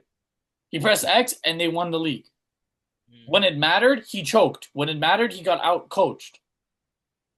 When it mattered, the Premier League doesn't matter? Bro, this team finished first in the Champions League. He got out coached by a team that had zero superstars. Superstars. Yes, now we know after the fact PSG had unreal superstars. But when you look at it, you're like, okay, you got a Salah in his prime, you got a Konate, you got Van Dijk, you got all these players like peak performance. And then you lose to a Newcastle. Yes, I understand it was in the same week, but that's when your coaching matters. That's when you got the sports psych. That's when you plan for this. You don't go into that PSG game think, oh, we're going to win, and you're not going to prepare for the worst case scenario. That tells me the fact that they lost to Newcastle is that he wasn't preparing for the worst case scenario. Because before that PSG game, you're not preparing for a win. If you win, you're just riding that high. There's no coaching required. Before that PSG game, you're supposed to be preparing, fuck, if we lose, we need to have all these psychiatrists ready, all the sports psych ready to have a conversation with the players, figure out a way to get them out of the rut so that we can go again. He didn't do that. And then he comes with his smug face and, oh, we performed. They had one better chance. No, shut the fuck up, bro. Get out of my face. Hold on. Okay, let me pick your brain a little bit on this one, though, because you're saying, like, he all he had to do was pretty much press X and he'd win the league. It was that easy. He didn't have to do much. That was the analogy you used, right? Press X. Yes, I guess correct. we're playing FIFA. You hit the controller, press X, you win the league. But who was the favorites going into the season last year? Was it Liverpool? I think it was City, Liverpool, Arsenal. It was Man City. Man City were the favorites to do what, 4 or 5 in a row? Man City were the favorites going into the league. Correct. So if they weren't the favorites going into the league and no one gave them a prayer, everyone said it was Man City, Arsenal. No one really gave Liverpool a prayer to win the league. So but what is that asterisk that you're missing for both those other teams that were ahead of them and favorites? The injuries. Correct. So we're saying injuries is the reason why Liverpool won the league. Yeah, I think that was his main point. Hold on, no, that's not what I said. But that was your point. I remember even earlier because you're like, yeah, they've never been injured. They've never had to deal with that. So I think he didn't. Not my point that they won the league, but Slot didn't have the same. They'd had injuries, but they didn't have the same significant injuries for the periods of time that a City and an Arsenal had to move that line. Like that part is true. When you lose a Rodri, completely destroyed City's team. When you lose Ødegaard, and as soon as you lose Ødegaard, you lose Saka, and then you're losing Kai Havertz, and you're playing a Mikel Merino up top, and you're playing an 17-year-old, and then you're stuck playing Miles Skelly as a left back, like all these things, and then to still finish second, I think is a bigger achievement Oh, don't say than it. Don't say it. bro. Then winning the league? No, not winning the league, but doing what Oh, Arne Slot did in the context of things. Obviously, not winning the league. Sure, yeah, Liverpool won the league, not Slot. Liverpool played. I'm telling you, I'm not giving this man credit. You're not gonna get it out of me. damn.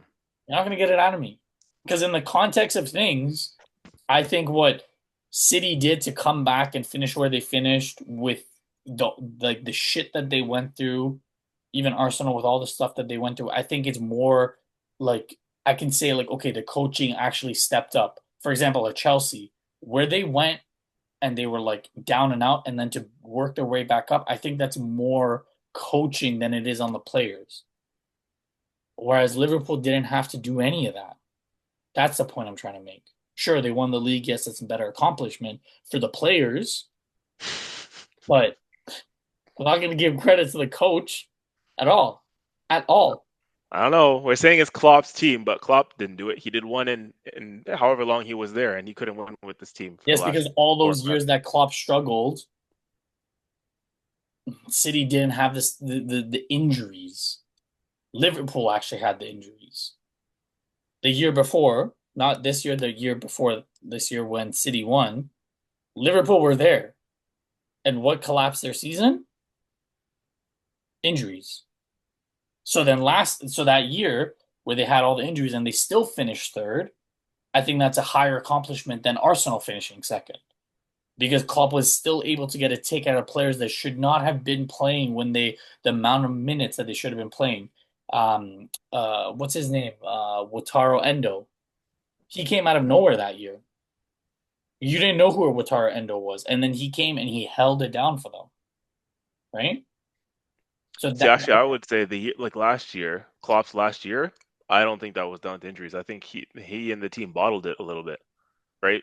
Remember, it was the three of us in the title race going down to the wire, and they lost a couple of key games. They lost to Everton at home. Everton dealt with them, I remember, and they lost another couple of games after that. They lost games that they shouldn't have lost down the stretch. Like they were well in the race with us. It was the three of us, yes, but in and January they they had the fell out. injuries. Yeah, but in January they had the injuries that held them back, and then they came back, and then yes, they Sure, which is also just as impressive. If you have those injuries and you come back from them, like Salah was away from AFCON. That was one of the debates that Liverpool fans were using against us last year. It's like, oh, well, the year before we lost Salah to the AFCON, but we still managed to stay in the title race, and which they did. Whereas we lost Saka and we fell out miserably. correct. So they can make the point that Klopp can make the point that he stayed in the title race even with the injuries. But when everyone was back fit and healthy down the stretch towards the end of the season, he bottled it with that healthy squad, losing to No, Everton, losing to 100%. But still, the fact that he was able to stay within the title race and striking distance, that is all down to coaching. Whereas if you had inserted smug face there, they would have been an afterthought. Chelsea would have been in there. Newcastle would have been in there that year. That's the point I'm making. Okay, so let me ask you this. So you didn't notice a different style of play, like with Arne Slot this year compared to Nope. Klopp's teams? Nope. Not at all. Because the way that we drew them and the way that we played against them, set up against them, nope, it was the same exact thing in my opinion. No, I don't know about that. Gravenberch in the 6, Klopp didn't get a tune out of him. Gravenberch in the 6, he looked like a new Rodri regen, bro. This year, he was the best number 6 in the league, Gravenberch. Klopp didn't get that out of him. Yeah, but Klopp didn't give him a run of games. And it was his first year adapting to the league. I don't know about that. So He would have played enough to know that he didn't get the playing time he deserved. But something that Arne Slot has done to Gravenberch has made him, again, one of the best 6s now in the league. So then we'll know this year. So we'll know this year. Well, this year we'll know the impact that if it truly was Arne Slot, Gravenberch is going to take a step forward. You could say that. He's already proven himself. I mean, the 38 games in a Premier League season doesn't lie. Gravenberch held it down all 38 games. It doesn't, but again, it comes back to the games that actually mattered. Against that PSG, against a Newcastle, right? No, you can't say that, man. The Premier League matters, bro. There's no bigger sample size than a 38-game Premier League season. We would all die for the Premier League right now. We can't 100%. Say it doesn't matter. Again, the players deserve the trophy. That's what I'm saying. The players deserve the trophy. Yo, I fucking love Nah, that's this. crazy. No, Laurent, I'm with you on this one. That is crazy work, bro. That's crazy talk. Man's a foreigner, first year in the Premier League, most difficult league in the world, and win it with the team that wasn't expected to win it. But hey, it is what it is. Got a smug face. He's got a smug face. Um, all right, let's wrap it up with a couple other key movements. Well, I know we spent a lot of time speaking about Liverpool going after an Isak. Apparently the bid it's caused kind of a ripple effect that CJ was alluding to. Benjamin Sesko. Apparently, the two Uniteds are going in for him, being Newcastle United and Manchester United. And the one question I have is, I'm pretty sure we all listened to, oh my God, what's his name? Sir Ratcliffe essentially insinuate that United was going to go belly up by Christmas time if they didn't make all the cuts that they made last year. Um, so how are they able to sanction 90 million for Sesko? Because it's not just the 90 million, it's also his wages, which is probably going to be 18 to 20 million a year, on top of you signing Mateus Cunha, on top of you um, getting an Mbeumo, overpaying for an Mbeumo. Let's say that 70 mil for Mbeumo, that's an overpay, and you're not really addressing your needs, which is building from the back. So how weird, like, I don't see that move happening at all. I think if Isak leaves, I think Sesko's he's going to Newcastle. Would you guys agree, disagree? As in, you don't think that United will be able to find the funds for Ab- Sesko? Absolutely not. I don't think they'll be able to find the funds unless they move Bruno Fernandes. Which, if you move Bruno Fernandes and you bring in a Sesko, you're pretty much saying sayonara. It's interesting because I'm not sure if you heard this come out in the last week since we signed Gyökeres. Like there were reports coming out that once RB Leipzig realized that we weren't bluffing and that we were gonna move on if they didn't lower their demands, um, and they realized that we were getting more serious on the Gyökeres front, they apparently were coming back and kind of saying, okay, hold on, we're willing to lower our demands now, so. But by that time it was too late. We were far too advanced with the Gyökeres deal that we weren't going to go back in for Sesko. But yeah, that's basically what I was hearing from the major reports is that, once RB Leipzig realized that we were going to move on if they were holding firm at the ridiculous price, they came back and they tried to come back in later on while we were way down the line with Gyökeres in the advanced stages, and we're trying to say, okay, you know what, we're willing to concede a little bit on our asking price. Because I truly believe, yeah, maybe that way, what Sesko would have wanted really is to come to Arsenal, but they weren't going to kick up a fuss, I guess, the same way that Gyökeres did. But yeah, RB Leipzig just holding out for a ridiculous price now. So obviously now to see that they're maybe having been willing to lower their demands, um, and they may have to do so a little bit with United or Newcastle. Like, well, it's going to be interesting to see how the pendulum will swing because are they going to still hold out for that ridiculous fee that they're asking for, Mhm. knowing that United may not be willing to pay that or not being able to afford it? Because and from what I've been hearing is that Sesko actually does prefer United over Newcastle, um, but Newcastle would probably be able to fund that deal more so than United would. See what I'm saying? And if they Newcastle sell would have, Isak yeah, easily exactly. they can fund it. And in So Champions League to say, hey, we're in Champions League, we just won a yeah, trophy, we're. I think RB Leipzig and the agent and whatever they screwed the player in this case. Like look at Sesko's options now. It's either Newcastle or United. Newcastle or Man United, right? When you could have had the chance to go to Arsenal and Um, from my perspective, again, I'm saying thank God because I always wanted Gyökeres over Sesko, but it's like that guy had a chance to come to Arsenal and maybe fight for a Premier League, and now you're either going to go to a rebuilding Man United team, or you're going to go to Newcastle, who is going to be in a little bit of a shambles state if Isak goes, you know. So from the player's perspective, that sucks for him a little bit. But I mean, either way, yeah, it'll be interesting to see how that domino effect goes. There's going to be a lot of narrative if he does go to United, on the first game of the season, considering we play him. It's going to be, Sesko versus Gyökeres. It's going to be Gyökeres versus his former manager, Amorim. It's going to be Sesko versus Arteta. Maybe that was Arteta's first choice, like there's going to be a lot of narrative around that. But I don't know. In the end, I think he'll. I think you might be right. I think if you were to leave, I think he'll probably end up at Newcastle in the end, just because of the optics of the structure of the payments and how that's going to get done financially. I think you might be right. I don't see how United coughs up There that. is one really good striker that's out there that's not that we haven't spoken about. Um, I hope that you guys don't burst into laughter because Laurent's face looks very nervous for the name that I'm about to say. Oh, Um, wow. this striker, like unreal, unreal number 9, Nicholas Jackson. Is that how Nicholas Jackson. The fucked up part is he's actually linked with Newcastle. So yeah, we'll see. It's either Sesko or Jackson. Um, Wait, what was? Sorry, we didn't get Laurent. What was your take on the Sesko thing, though? Like, what do you think? So how they're like how they're gonna fund is that? Well, where do you think he lands? Like, what do you think about the situation for him? Where do you think he ends up? Does he stay? Does he go? Who gets him? Like, Hmm. Yeah, I mean, if I were him, like I think him going to Newcastle is dependent on Isak being sold, correct? yeah, Meaning we're that saying like this situation is um, yeah, if Newcastle sell Isak. and if I was Sesko, to me it's the Newcastle deal. Like any day of the week. It's the perfect time, especially the way you guys described it, right? It's the rebuild. You guys talked about, well, if Isak stays and he performs, he's the guy, right? And they do something, he's the guy, right? His status goes up.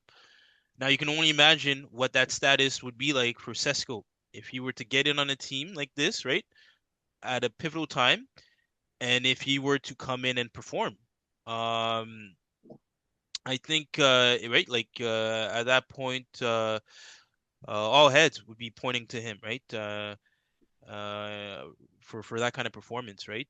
So to me, as a striker, right, you're looking for a new club, you're looking to find a home. I'd be relishing the opportunity to come in there and make a name for myself, right? Mm. Whereas with the Man United situation, I think things are way too shaky on that end to even entertain, right? There's too much risk for him, his career, the rebuild, right? Yeah, like, yeah, they're coming off a terrible performance. So it's like you don't know, right? Like what good? Yeah, he would get the playing time, that would allow him to adapt to the league.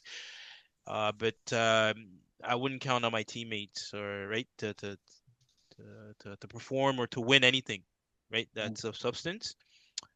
So yeah, I would not. I wouldn't be looking to head over to Manu, if I was him. We Um, got two homecomings. Um, one of them is kind of a homecoming. Granit Xhaka, returning to the Prem, mm, signed with Sunderland. Um, I think that's gonna help Sunderland in their games against Newcastle, because those are going to be feisty games, and I think it's mm, going to be emotional when he returns to the Emirates. And James Trafford from Burnley returning to Manchester City. Um, City came calling, and he came back, and it looks like Ederson is headed to Turkey to go to either Galatasaray or Fenerbahce. Um, I think it's the end of Ederson at City. And this last one, I just want to spend like a few minutes chatting about it before we wrap things up. Um, and this is for you, Laurent. Um, Jao Felix is headed to Saudi Arabia to join Al Hilal and Cristiano Ronaldo. Um, to me, it's a fall from grace because he was a superstar at Atletico Madrid. He was a huge name. He was sought after, and then he came to Chelsea, and then he became an afterthought. Went on loan. He went this. He went that.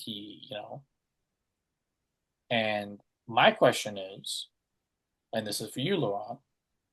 CJ, obviously I'll get your take after. Do Chelsea ruin players?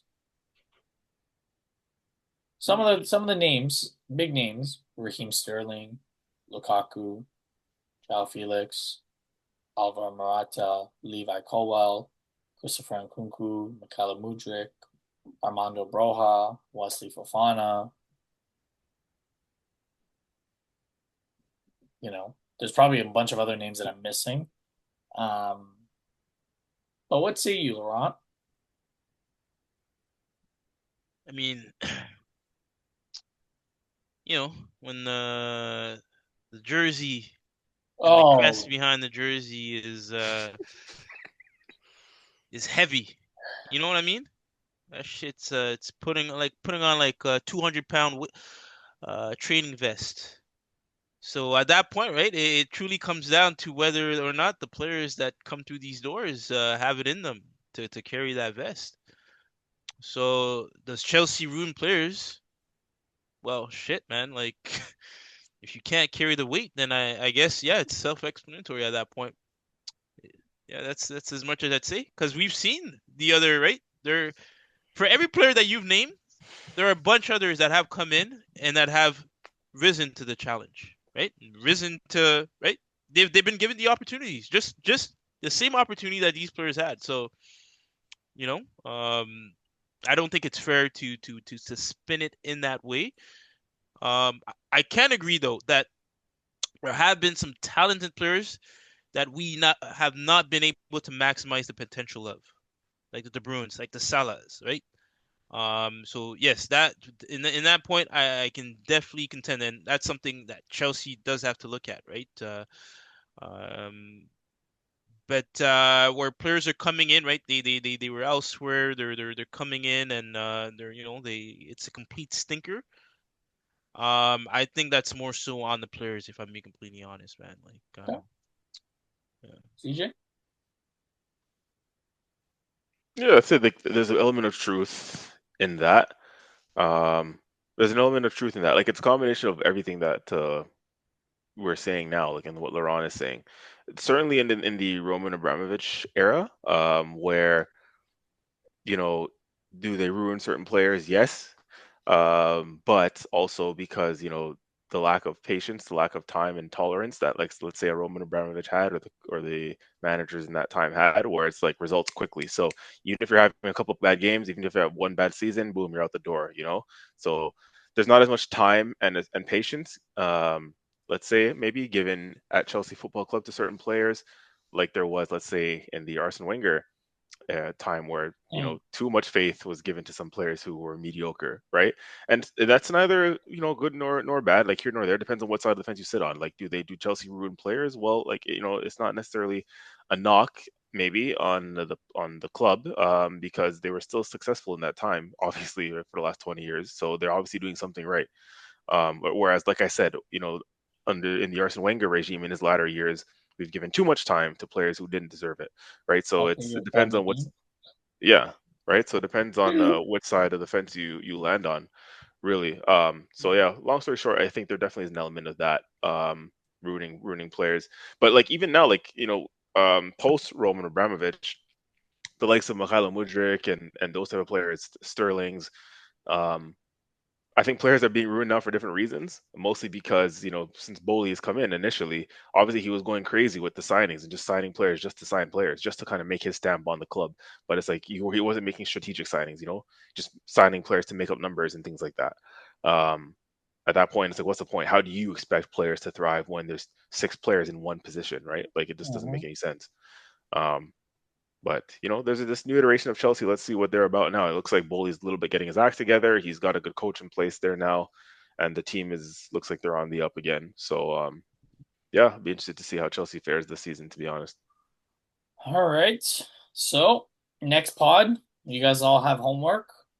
No extensions will be given because you have a week's notice. So, next pod, and this is for the listeners as well, episode 34. We're going to come in with our predictions of the league table, Golden Boot winner, assist leader, and most clean sheets. We'll post it, so we're going to spend the entire pod essentially talking about it because right after that, a week later, the Premier League season begins. So that's the homework, CJ. Laurent, more so for CJ. No extensions provided on this. Professor. Wait, I have to request something. We're doing this already next week. The season doesn't start until August 17th, 15th. Yes. So would it not be better to do it the weekend of? So say the weekend starts August 15th, right? We record, let's say August 14th, a Thursday. Would it not be best to do it? That's the weekend you want to do it, right before the season starts. Yeah, but I want to get our predictions out early because that 14th we're previewing the games of the weekend. Mm. I don't want to shorten our discussions that we're gonna have. Damn, bro, how long do you think this discussion is gonna be? There's gonna be some contentious. Like we need to see the moves that are made in the transfer window. In that last week, there's a lot of moves that are made in that transfer window. That Wait, when does the the transfer window close? Like for good until the next one? it closes, I think, in 1st of September. Yeah. Um, Nah. See, this is some bullshit. Nah, one signing should not change it that drastically. Yeah, you'd be surprised, bro.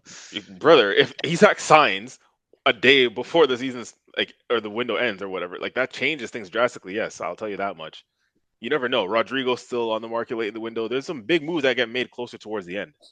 I know. So But you know what? Okay, if you want, we can have it just like do that, but preliminary, and then September comes around. Maybe you can decide. Okay, if this is like you want to keep your predictions as is, right?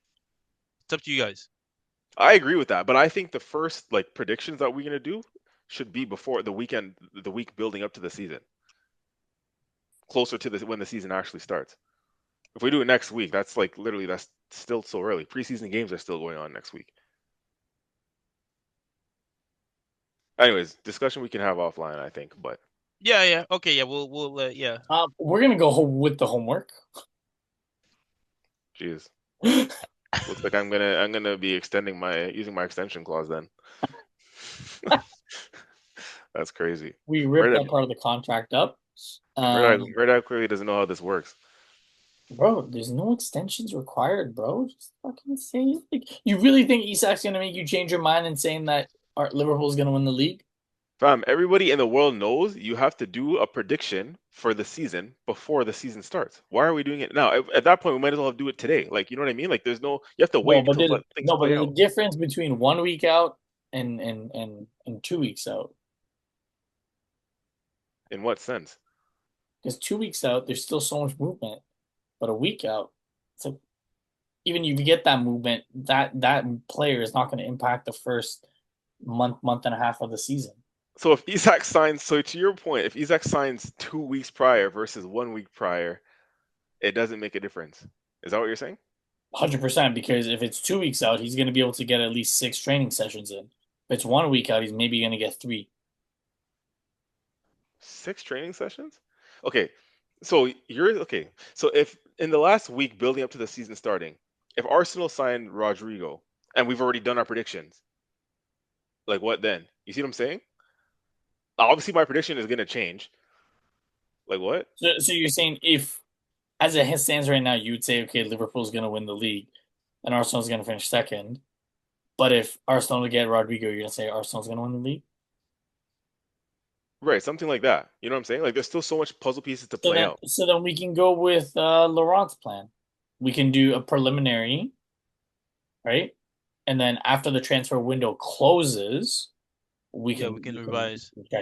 Because your point is, even if we do it the day before the league starts, it's still too early. By your point. No, but I just think it makes sense. That's the weekend everybody does their build-ups, their predictions. You know what I mean? That's the week. It's the week of the Premier League. That's when things spice up and hot up. Because it's next week if we do it, we're still doing it in the middle of preseason. It's bro, who cares? Everyone's still paying attention to the transfer window. Everyone's still looking at the decisions that are going to be made, the players that are going to be in place, the chess pieces that are going to be moving. Let's leave it to the listeners because we have a week, right? We have a week. We can figure it out. A man loves his extensions. I'll tell you that much. I know. I don't know. What do you think, Laurent? You're the middle person. It just doesn't make sense to do it next week when we're still in the middle of preseason. That's my thing. In the week of the Premier League starting again, which is going to be in 2 weeks, that's when all the takes are done for predictions of the league, right? Who's finishing where based on the business that's been done. Like if we're doing it 2 weeks out, it's still way too early. It feels like preseason still. It It'd doesn't be a feel like the week Premier out. League is. You're saying 2 weeks. It'd just be a week out. Wait, and So then then, so then why not do our predictions in the week that the Premier League is starting? That's what makes the most sense. Because I think that's when we're doing our predictions for previewing the games that are coming up. So so saying you can't multitask is what you're saying. Nah, I was saying I don't want it's to gonna take record a too long. 2-hour podcast. I don't know. I think today's People don't want podcast to already is listen to 2 us. hours. No. We're doing good on time. We're doing good on time.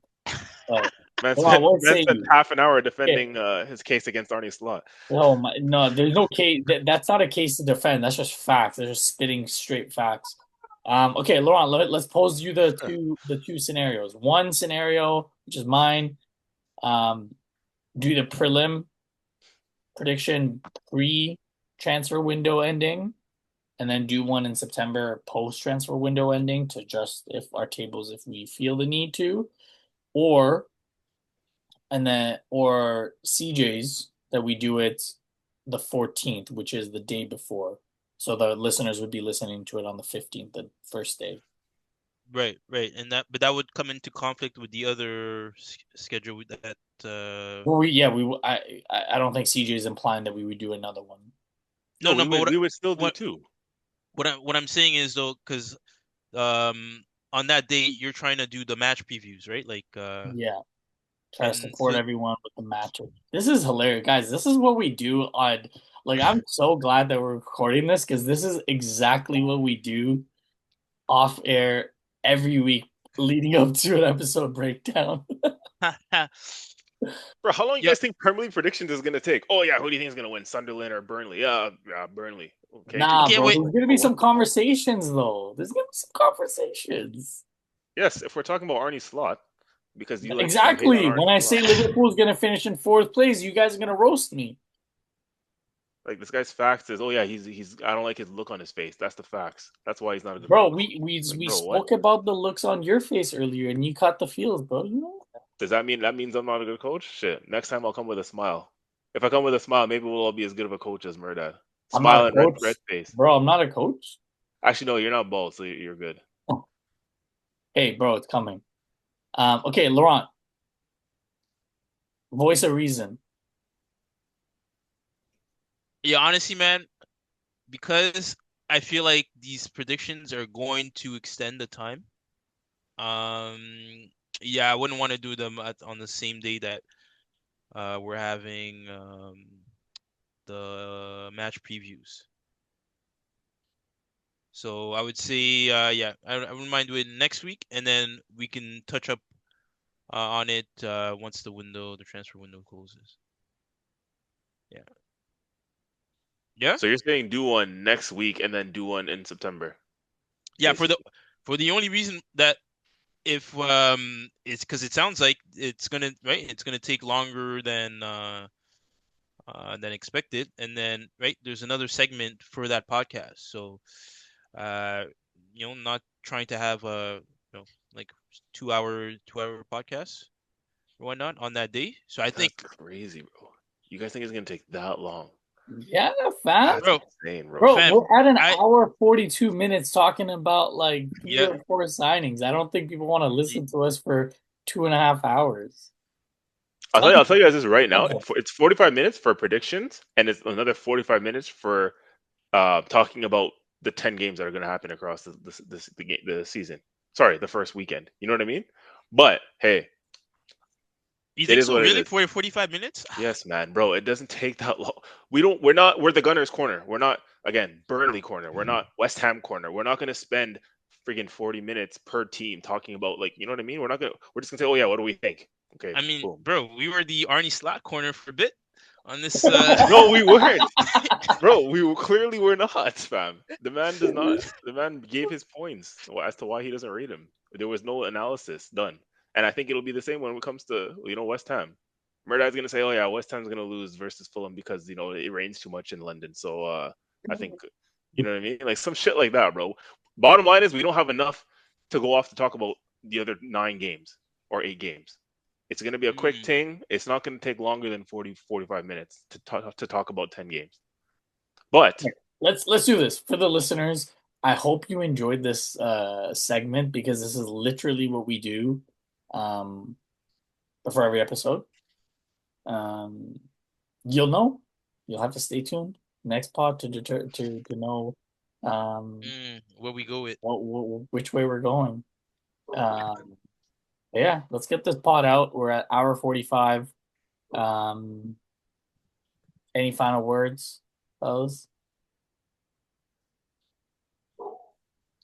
Let's see how this transfer window shapes up, man. Still some puzzle pieces to be made. That's why we got to wait it out and see, man. There's still some interesting moves going to be made. The domino effect in the striker market. Let's see what Arsenal does as well. Chelsea and the likes. But yeah, man, we're getting, long story short, we're getting closer to the season, which is pretty exciting. We're August tomorrow. So yeah, we'll be here. Going to go back to twice a week for you guys with some, new things, new inventions, new innovations for the new season. So stick with us as we hot up our efforts to, just to deliver as best possible for y'all. So make sure you stay locked, like and subscribe, and we're out here. I second that. Just to add on to that message for all the baldies out there with receding hairlines, make sure to do what you got to do to put that hair back on your head. Well, murder that. Hey! I said if you're listen. I said if you're fully, or just, bro, you got a beard. Don't manage a team, bro. Like, bro, you're safe. You got a beard. Oh, okay. So that's. Bro. I said fully bald. Like this man's a fucking like All right, on, bro. No, all right. No. Got you. All right, but yeah, no. All in all, though, jokes aside, yeah, no. Thanks for tuning in, and see you guys on the next one. All right, adios.